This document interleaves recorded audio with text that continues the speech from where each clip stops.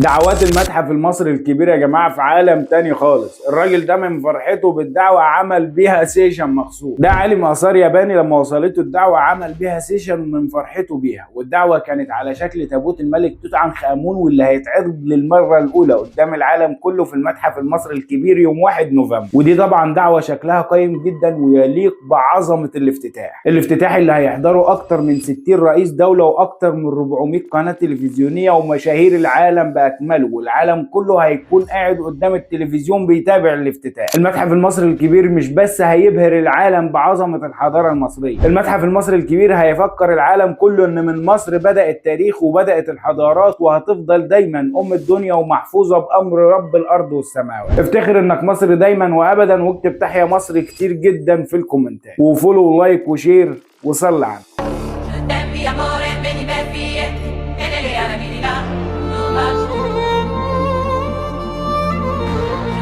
amore